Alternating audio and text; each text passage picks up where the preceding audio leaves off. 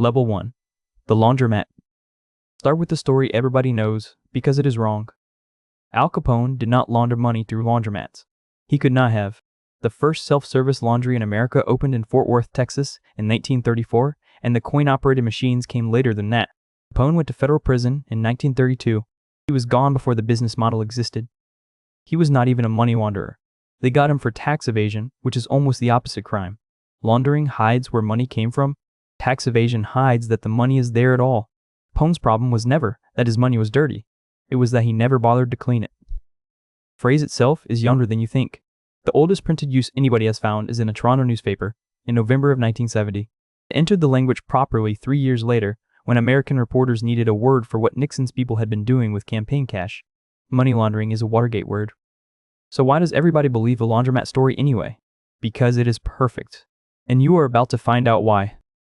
We bought a coin laundry on a street corner. 12 washers, 10 dryers, a bill changer bolted to the wall. And the thing that made it beautiful was not the machines.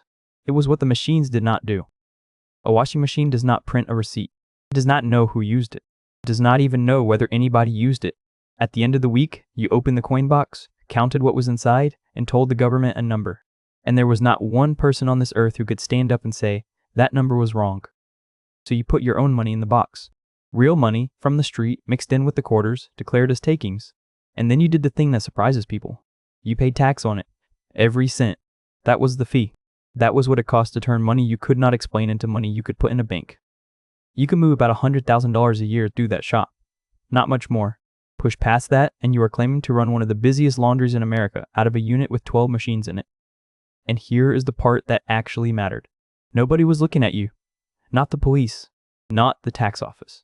Nobody in history has ever driven past a laundromat and wondered. You had exactly one enemy, and it was bolted to the outside wall.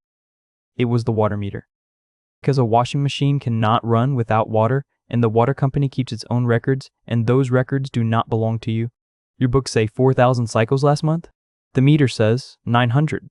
That gap is not an accusation. It is arithmetic, and somebody else wrote it down. A man named Toya Tutis ran drugs out of a laundromat in Atlantic City. He washed somewhere between $1.5 and $3 million through it. In 2019, they sentenced him to 22 years. And look at what he actually needed to move that much. A laundromat, and a construction company, and a real estate company, and a heating and cooling company. Because one shop was never going to be enough. That is the whole reason there is a ladder. Level 2, the car wash. So you went up. Car wash is the same machine as a laundromat with 2 improvements. The first is obvious. A wash costs $15 or $20 instead of $4, so every invented customer is worth 5 of your old ones. Second improvement is much better, and it is the weather. A laundromat does roughly the same trade every week of the year. A car wash does not. It rains for 6 days straight, and you take almost nothing. Then the sun comes out on Saturday, and half the city drives through. Wild, jagged, unpredictable deposits are not suspicious at a car wash. They are just the business. You could push $200,000 a year through that site. Still, no human being anywhere was looking at you. But something had started. Because somewhere inside your bank, without any person deciding to, a computer had begun quietly comparing you to other car washes. Not to a rule, not to a threshold, to your neighbors. The regulators write this down in plain language, close to their exact wording. They watch for retail businesses whose cash deposits look dramatically different from similar businesses in the same location. Nobody had visited you. Nobody suspected you of anything. A machine had simply started asking why your car wash banked 3 times what the car wash 2 streets over banked. And you should know the most famous car wash story in the world, because almost everybody tells it wrong. In Brazil, there was an investigation called Operation Car Wash. It brought down construction giants, cabinet ministers, and eventually presidents. $6.2 billion taken out of the national oil company. 429 people charged. None of it was laundered through car washes. The name came from a filling station in Brasilia, a few kilometers from the National Congress, where investigators happened to pull the first thread. There was a currency exchange operating quietly out of the back of it, and that filling station did not even have a car wash. It had a laundry. Level 3, the restaurant. By now, you needed somewhere with people in it. A restaurant is a classic, for 4 reasons that stack on top of each other. Real cash trade, so cash is expected. Wild variation in what a table spends, so no 2 nights ever match. A genuine reason to pay some staff in cash, and then the one that matters most. Food goes off. Shop that sells televisions has to account for every television, Sell 40, and you had better be missing exactly 40. A kitchen does not work like that. Food spoils, gets burnt, gets sent back, gets eaten by the staff at midnight. There is no count at the end of the night that anybody can hold you to. So you inflated. 40 covers became 70. You banked the difference as takings, paid the tax, and out the other end came clean restaurant profit. $300,000 a year, comfortably. Bar is better still. Pint has no serial number. And this is where somebody finally holds a piece of paper you cannot touch. It was your suppliers. A restaurant spends between 28 and 35% of its revenue on food. That relationship is tight and boring and true right across the industry. So if you tell the tax office you sold $1.4 million worth of meals and your supplier invoices show you bought $180,000 worth of food, you've just claimed a food cost of 13%. That is not suspicious. That is impossible. You have told them you served meals made out of nothing. And those invoices are not your documents. They live on somebody else's computer, inside somebody else's business, written by a person with no reason on earth to lie for you. In 1985, 22 men went on trial in New York in a case the newspapers called the Pizza Connection. The network had brought $1.65 billion of heroin into the United States over 9 years, running it through independently owned pizza parlors scattered across America. Trial lasted 17 months, the longest criminal trial in American history at that point. One of the defendants was murdered while it was still going on. 18 of them went down. The man at the top got 45 years. Pizzerias were never really the laundry. They were the nervous system. The money itself went through banks, which tells you exactly what you needed next. Level 4. The casino. Everything so far has been small. 100,000, 200,000, 300. Casino is where the numbers finally get serious. And it is also where somebody starts watching you on purpose. The move itself is almost insultingly simple. You walk in with cash, you buy chips, sit down and play a little, or you play nothing at all. Then you walk to the cage and cash out. And what you get back is not a pile of dirty 20s from a street corner. It is a clean casino check from a licensed business with your name on it. You did not beat the house. You never needed to. You just needed to have been there. And a casino does one more thing nothing below it can. Street cash arrives in 20s, because that is how drugs are sold, and $1 million in 20s weighs 110 pounds. A casino turns that into a check. You walk in with a suitcase, you walk out with an envelope. But this is the floor where the temperature changes. Because a casino is not a shop. A casino is what the law calls a mandated reporter. It has been drafted. It is legally required to watch you, write down what you did, and report you to the government, and it can be fined into the ground for failing to. And it gets much worse than that. The suspicious activity form a casino fills out has tick boxes printed on it. Little pre-written categories, so the compliance officer does not have to sit down and write an essay. And one of those boxes says, in effect, minimal gaming with large transactions. There's a box, on a government form, for precisely the thing you just did. There's another box, and this one should frighten you a great deal more. It says, inquiry about end of business day. Think about what that means. You ask a member of staff what time the books close. What you are really asking is when the reporting clock resets. It is a small, dull, completely reasonable question. And the government has printed it on a form as a reason to report you. Here's what it looks like when this fails. Over 12 months, at one casino, one man was named in reports for $1.1 million going out. Across those same 12 months, he was not named once for money coming in. 1.1 million out. Nothing in. One name. In September of 2024, Wynn Las Vegas handed over $130 million in what is believed to be the largest forfeiture ever made by a casino admitting criminal wrongdoing. In Australia, Crown Resorts was fined $450 million, and the judge called what it had been doing systemic, long-standing, and egregious. And the president of the MGM Grand asked why he never checked where a customer's money was coming from, said something that explains this entire industry better than any regulator ever has. He said he did not want to know because of his position. He said, if we know, we can't allow them to gamble. Level 5. The gallery. So, the casino was watching you, which meant you needed somewhere that was not. You walked into an art gallery. And this is where the whole thing turns over. Everything up to now has followed a straight line. More money, more attention. At level 1, nobody cared at all. By level 4, they were printing forms about you. Level 5 is where the temperature drops. Money stops being money here. It becomes an object. And an object has one property cash never had. A painting is worth exactly whatever two people agree it is worth. So is a sculpture. So is a hand-knotted carpet. No price list. No serial number. No book you can look it up in. A rug genuinely worth $3,000 can be sold for $20,000, and nobody on this earth can prove that was the wrong price because there is no right price. So you bought at $3 and sold at $20, and $17,000 moved quietly between two people, and every document in that transaction is genuine.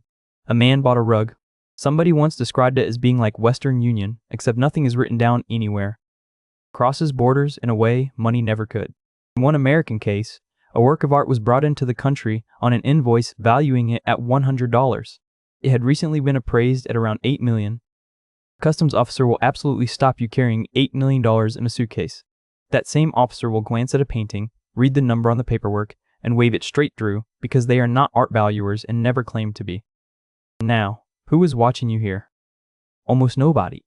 And not because you got smarter, because you walked out of the regulated world entirely. 2020, the United States Senate described the art market as the largest legal, unregulated market in the United States. Not one of the largest. The largest. It sits completely outside the banking rules that every level below it is trapped inside. Sit with that for a second. At level 4, the casino is legally required to watch you and report you. At level 5, the gallery is legally required to do nothing whatsoever. In London, a man ran a money transfer operation out of a carpet shop, moving cash for people smuggling gangs. Investigators traced £1.6 million through his accounts. He was convicted in early 2024, not because anybody audited the carpets, because a carpet shop that sold almost no carpets had £1.6 million moving through it. Level 6, the Freeport. Level 6 is not really a shop at all. It is a warehouse near an airport, and it might be the strangest place on this ladder. It is called a freeport, and the trick is in the paperwork. Anything stored inside is legally considered to be in transit, still traveling, not yet arrived anywhere. So the taxes and customs duties that would normally land the moment goods enter a country are not canceled. They are suspended, waiting for the object to officially arrive somewhere.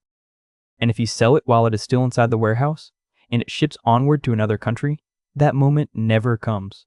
The bill is never triggered because the goods, legally speaking, were never really there. The American Treasury has a name for these places. It calls them black boxes. Tax is not the clever part. This is the clever part. The painting never moves. You own a painting in a vault inside a Freeport. You sell it to a company you also happen to control. That company sells it to somebody else. Then they sell it again. 4 owners, 4 transactions, tens of millions of dollars changing hands. And the crate never leaves the room. Same painting, same shelf, same building for 20 years. The ownership moved. The object did not. From the outside, standing in the corridor, absolutely nothing has happened. You needed companies for that, and companies are cheap. In the state of Delaware, forming a limited liability company costs $110. If you are impatient, you can pay $1,000 and the state will do it in 1 hour. And the document that gets filed names an agent. It does not name you. 1 hour, $1,000, and you are a different person on paper. So who is watching you now? Nobody can. That is the honest answer. Freeport sits inside a legal gap. It is not quite in the country. It is physically standing in. No police force has clean authority over it. No tax office has a real claim on goods that have not arrived. There is only one thing that has ever opened one of these places up, and it is not an investigator. It is a leak. When the Panama Papers came out in 2016, it was 11.5 million documents taken from a single law firm, exposing more than 214,000 offshore companies. Nobody investigated their way in. Somebody walked out with the files. And that is the level of secrecy you are dealing with. The most quoted statistic about the most famous Freeport on Earth says it holds over 1 million works of art. That figure comes from one magazine article published in 2013. It has never been audited. The warehouse itself will only say it holds somewhere between 1 and 2 million pieces, and that the real number is confidential. Nobody has ever counted it. That is not a failure of journalism. That is the service being sold. Level 7, the bank. And then there's the top. At level 7, you do not own the laundry anymore. You are not washing money through a business. You are washing it through the machine that decides what money is. In December of 2012, the American Justice Department laid out exactly what had been happening inside HSBC. For years, the bank had rated Mexico as its lowest risk country for money laundering, its lowest, which meant the smallest compliance team, the fewest checks, the least attention of anywhere it operated. And what grew inside that gap was, in the government's own words, the preferred financial institution for drug cartels and money launderers. Now the numbers, and be careful here because these 3 get mixed up constantly and they mean completely different things. $881 million of drug money was actually laundered through that bank. money belonging to the Sinaloa cartel in Mexico and the Norte del Valle cartel in Colombia. $670 billion is a different number entirely. That is the value of wire transfers. The bank simply failed to monitor. Not laundered. Not criminal. Just never looked at. And $9.4 billion is physical banknotes. Actual paper currency bought from its own Mexican branch, unchecked. Traffickers were walking into those branches and depositing hundreds of thousands of dollars in bulk cash every single day. Some of that money reached them through the most elegant trick in this entire business, and almost nobody has heard of it. Cartel sells drugs in America and ends up with a mountain of dollars in the wrong country. So it sells those dollars at a discount to a broker. The broker pays the cartel in clean local currency back home, and the cartel is finished, paid, and gone. The broker then sells those American dollars to ordinary businessmen who need dollars to buy American goods, and who would rather avoid their own country's currency controls. Those businessmen buy real televisions and real machinery, shipped south, sold in real shops to real customers. And the drug money arrives home, disguised as ordinary imported stock. Nobody in that chain, after the broker, has knowingly touched a criminal. So, who is watching you at level 7? Everybody. The Justice Department, the Treasury, Congress, front page of every newspaper on Earth. This is the most scrutinized, most investigated, most publicly exposed level on the whole ladder. And now the part you have been climbing towards. The bank paid $1.9 billion, signed an agreement saying it could be prosecuted later if it ever misbehaved again. Some executives had their bonuses clawed back. And not one of them went to prison. Not a single criminal charge against any individual person. The charge was filed against the company. A company cannot be handcuffed. A company cannot be put in a cell. A company writes a check. So, put the two ends of this ladder next to each other. Toy Tooties washed maybe $3 million through a laundromat in Atlantic City, and a court sent him to prison for 22 years. At the top, $881 million of cartel money moved through one of the largest banks on Earth, and the punishment was a fine paid by a corporation, and everybody kept their job. Never a story about how much money you can clean. Every level you climbed bought you the same thing, and it was never the money. It was distance. At level 1, you were standing in the room with it. Your own hands were in the coin box. If it went wrong, they came for you, because there was only ever you. By level 7, you were so far from the money that there was nobody left to arrest. Cash was in Mexico. The account was in America. The company was in Delaware. Painting was in a warehouse that is not legally inside any country at all. And every person in that chain could look at the one standing next to them and say, honestly, that they did not know. That is what the ladder is for. Not to make the money cleaner. To make sure that when somebody finally comes looking for a person to blame, there is nobody standing there. And there is a number people love to repeat about all of it. 2 to 5% of the world economy washed every year. Somewhere between $800 billion and $2 trillion. Nobody can source it. Trace it back far enough, and it dissolves into a guess somebody offered at a conference decades ago and admitted at the time was a guess. It is not missing because nobody tried to work it out. It is missing because the whole thing only works if it stays missing.